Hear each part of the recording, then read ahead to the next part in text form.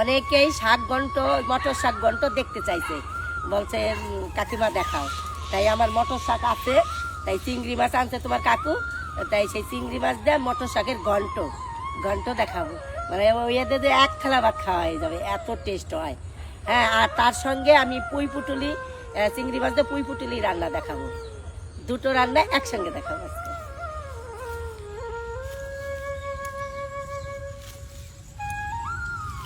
এইগুলো না হেভি কচি, এর জন্য আমি একটু লম্বা করে কাটছি।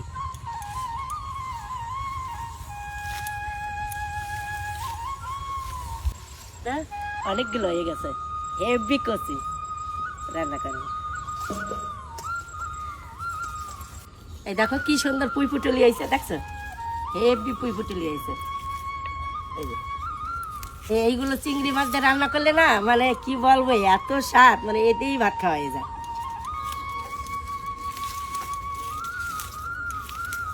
এক এক করে সব অনেকগুলো তুলে নেব।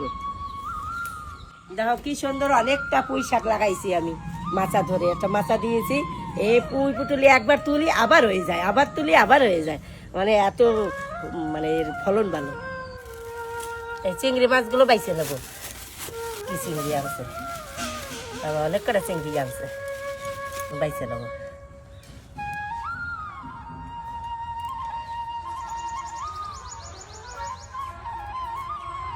কড়াইটা বসাই দিই, 2 পদের তরকারি করবো তো, তাই একবারে মাছ কাটা বাইজে নেই, হলুদ দিয়ে মাখাই নেই। তেলটা দিয়ে দিই।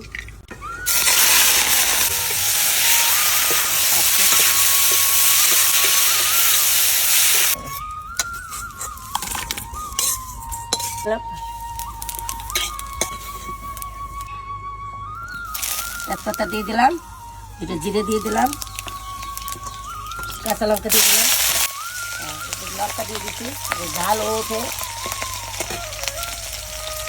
এবার শাক দিয়ে দেবো, দিয়ে দেবো হলুদ,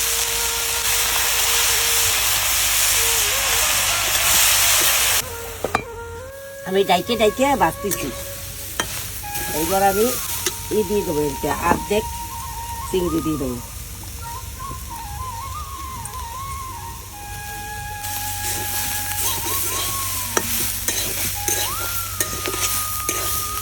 নিলাম, এবার জল দেবো, এবার বেশি দলা দলা হয়ে যাবে না, শক্ত হয়ে যাবে না। এবার এটা দিয়ে দেবো।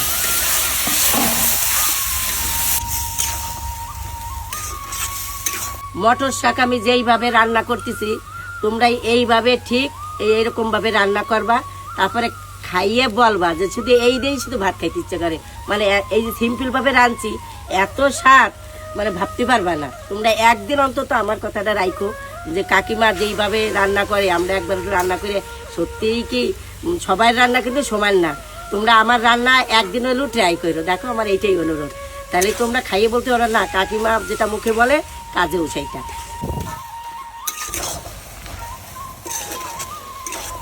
শাকের জন্য জিরেটা বাড়তেছি, এই যে ভাইজি উঠেছিলাম, হয়ে গেছে, আর নামাই দেবো।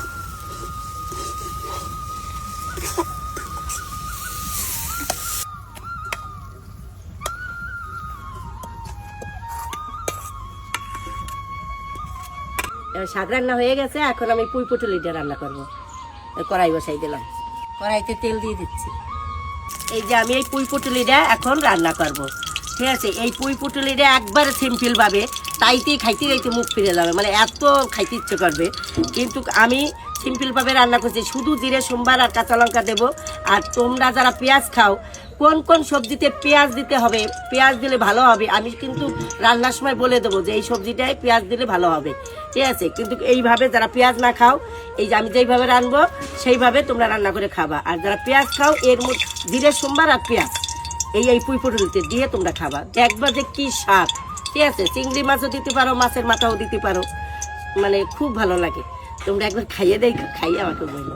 আমি তো পেঁয়াজ খাই না, কিন্তু কোন কোন সবজিতে পেঁয়াজ দিলে ভালো হয়, না খাইলে কি হয়। এক সময় আমি অনেক আগে যখন বউকাল ছিলাম তখন খাইতাম, কিন্তু আমি জানি কোনটার মধ্যে পেঁয়াজ দিলে ভালো লাগে লাগে না, সেই স্বাদটা তো আমার মনে আছে।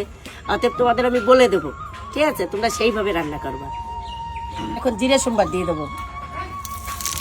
এবার আমি কাঁচা লঙ্কাটা দিয়ে দেবো, ঝাল উঠবে, এর একটা সেন্ট উঠবে ভাজা।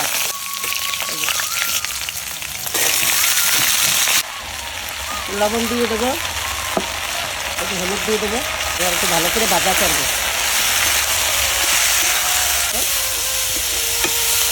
ভালো করে ভাজা হয়ে গেছে, আর আমি জল দিয়ে দেবো। এবার আমি মাছ কটা দিয়ে দেবো,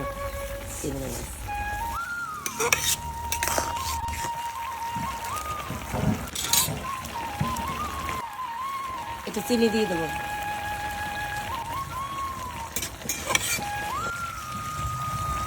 পুঁই পুটুলি হয়ে গেছে, আর নামাই দেবো।